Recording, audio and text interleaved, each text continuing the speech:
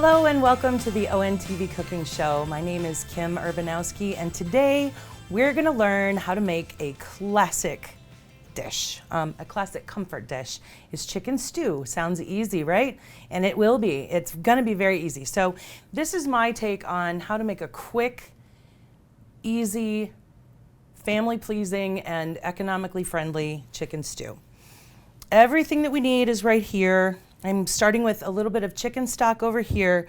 Now, this is chicken stock that I made just this morning, and I'm going to go right over here to the chicken. So this is chicken that I took off of a rotisserie chicken that I got just at a local grocery store. But I took all the chicken off of it, and then I took the bones and I put it into a stock pot. And then while I was cutting up the carrots, onion, and celery, I was taking the tops and the peelings and all of that and throwing that into the stock pot as well.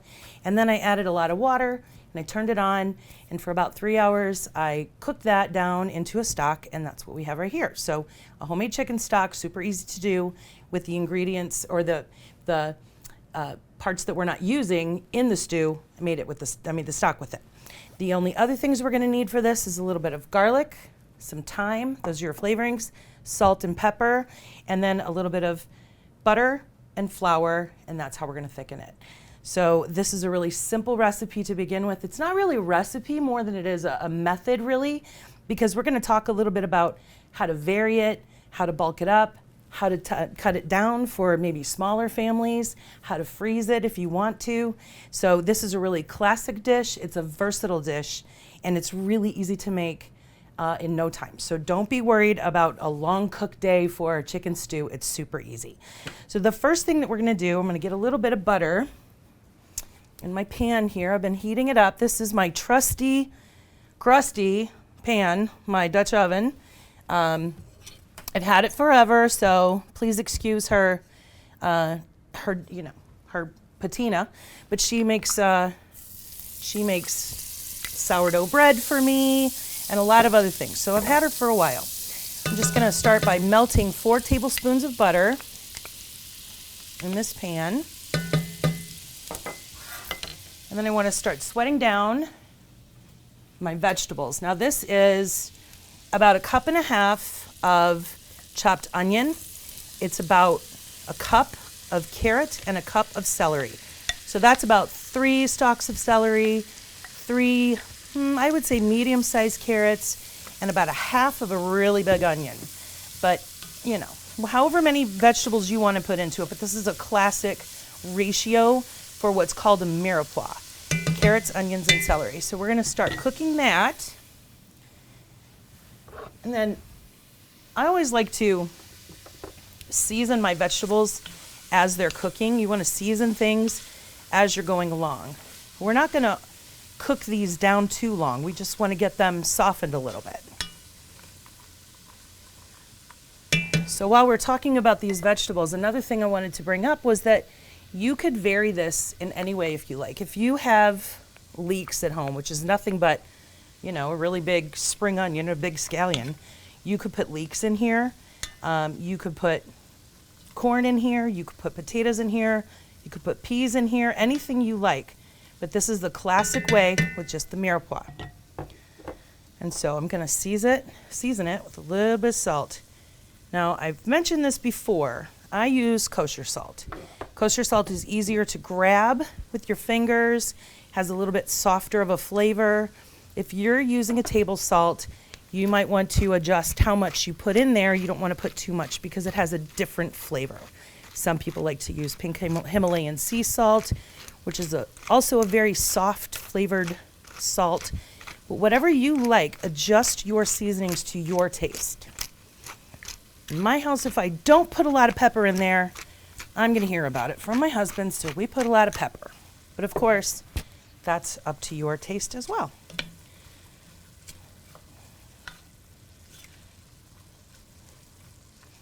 Let me just get them sweated down a little bit.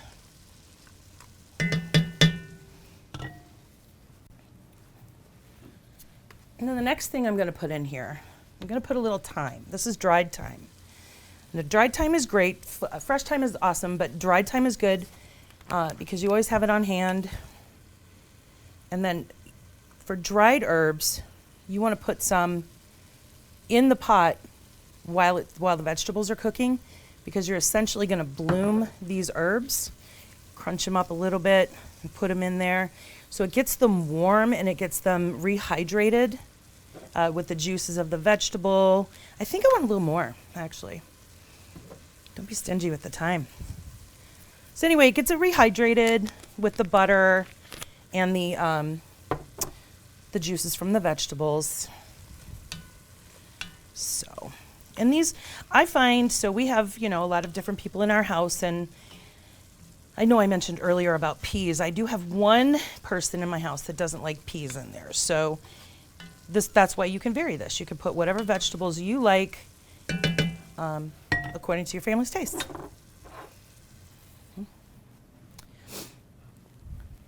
And then once that gets going, we're going to put in a little bit of flour. So we put in 1/4 of a cup of butter, which means we're going to put in 1/4 of a cup of all-purpose flour. Just sprinkle it on top. And then we're going to mix it all around. And that's going to cook a little bit. That's going to create a roux with these vegetables, and that is what's going to thicken our sauce. You can see they're kind of clumping together. And just moving them around and then letting them sit for a minute will help the flour cook out, so you don't have like a raw flour flavor.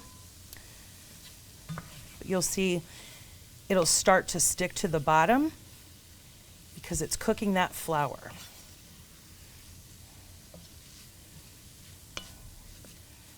Just get that. All right, while we're waiting for that to cook a little bit, I want to talk about this stock a little bit more. So like I said, I took this stock this morning. I made this stock this morning. Absolutely not necessary to do. I just find it really easy to throw things into a big stock pot and do it that way. I actually had 8 cups left over of making this. So 4 cups here for this recipe, and then I have some more at home that I'm probably going to freeze for later use. But when I'm doing a recipe, if I have bones, or like if I'm just roasting another chicken, I'm not going to use it right away, or if I have carrots or onions or celery or something that I am shaving the carrots or cutting up the onions, I'll take a bag, just a Ziploc bag, and I call it Bits and Bobs. It's actually written, I write it on there so everybody knows what it is. I call it Bits and Bobs, and I just throw everything in there that's a scrap, including things like parsley stems, or maybe if I have some herbs that are going bad that I really want to use quickly, or not in immediately, but they're going bad and I need to use them, I'll put them all in that Bits and Bobs bag. And then that's what I just dump into the pot with some chicken bones, or you could do it with beef as well, but most of the time I'm doing chicken. All right, so this has, if you can see on the bottom there, that started to cook. So now what we need to do, I'm going to add all of this chicken stock slowly. I brought my whisk just in case, but it looks like it might be able to incorporate without a whisk. If you find that you need to whisk it to get any bits up, that's totally fine. There we go. Got a little bit of stuff there at the end. I'm going to leave that out. When I make my stock, I will pour it through a sieve or a little strainer, as fine of a mesh strainer as I can get. And then I put it in the fridge, and depending on how long that you have boiled that stock, you might get a really like jello-y sort of, oh, you know what I forgot? I forgot my garlic. Sorry, guys. You know what? Let's add it right now. Get a little bit of garlic in there. Okay.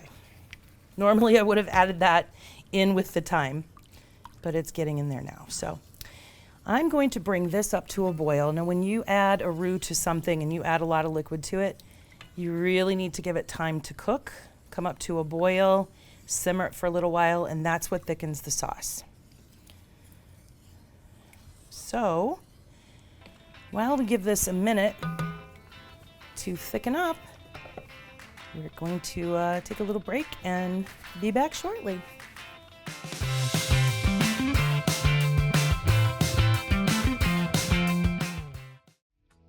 Orion Neighborhood Television is your community media outlet. Our mission is to empower community members and groups to create, communicate, and connect through television and video production. For more than 35 years, ONTV has offered video production classes to residents of all ages and provides them with the equipment and facilities to produce their own programs. Not only are residents encouraged to produce programs, but ONTV staff produces programs that promote local nonprofits and community groups like the Chamber of Commerce, the Orion Township Public Library, and the Lake Orion Lions Club, to name a few. The staff ventures out into the community to cover events like parades, festivals, concerts, and high school sports. ONTV has provided the equipment and staffing to televise township and village meetings live and has provided the video equipment that Lake Orion High School students use as they prepare for a career in broadcasting. ONTV's podcast studio and training give producers an opportunity to educate and entertain listeners. To sign up for classes or for more information, call 248-393-1060 or visit orionontv.org.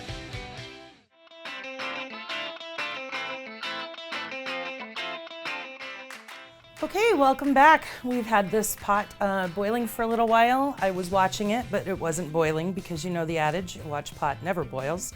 But while I was getting that boiled, I was thinking that you could change up the flavor profile on this kind of a thing as much as you wanted to. If you wanted to add maybe some, ginger along with that garlic, and then you wanted to put, maybe an Asian flair to it. I made a soup yesterday that had a little bit of that flair. I put a little curry in there. You could make a curried stew. You can make all kinds of different things. So experiment with it. You could put sweet potatoes in there. That would be really lovely as well.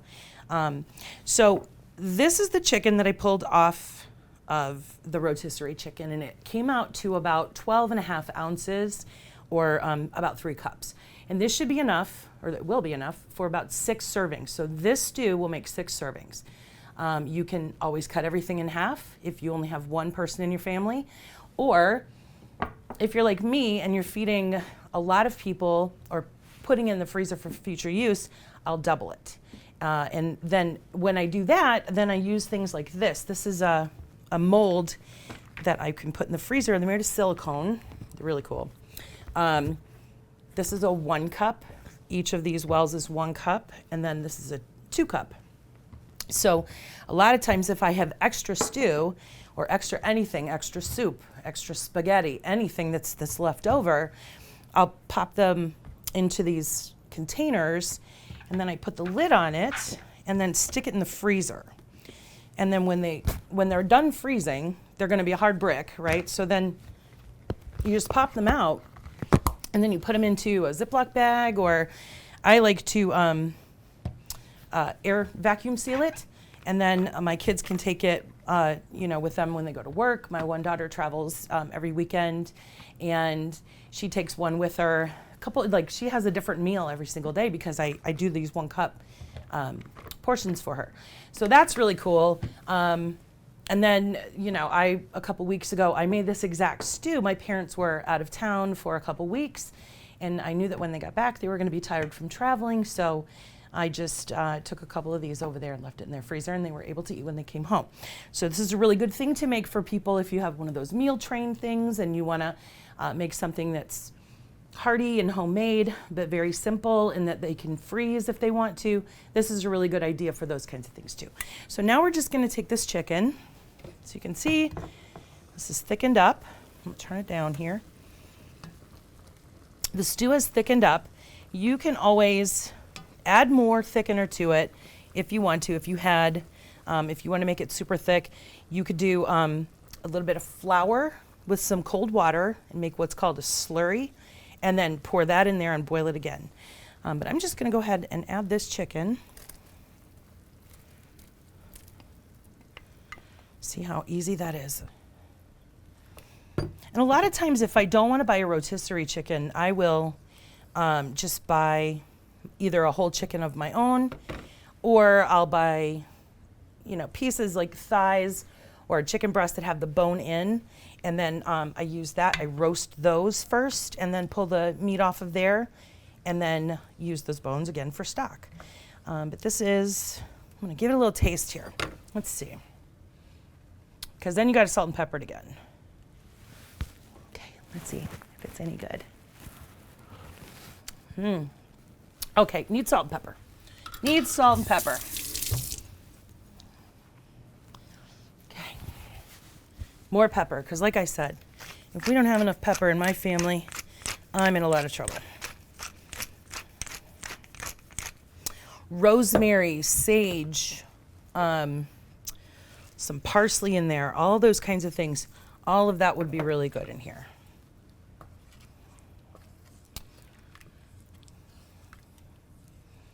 So you've got a lot of vegetables in there. You got some really nice stock, some chicken.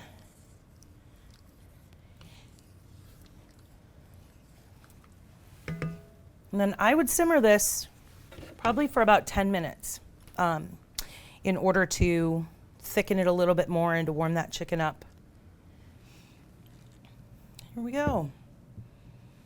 That is quick, economical, family-friendly, freezable, really good chicken stew.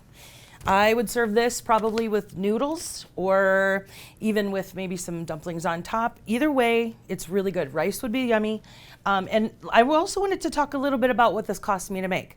So with the rotisserie chicken and the vegetables and all the other stuff, it came out to just under $12 to make this whole dish. And this is 6 servings, so that's less than $2 per person for chicken stew. So I hope you try it. I hope you like it. Change it up any way that you want to, make it your own, but that's the method for making really easy, really good chicken stew. So thank you for joining me today for the ONTV cooking show. Life's an adventure, season it well.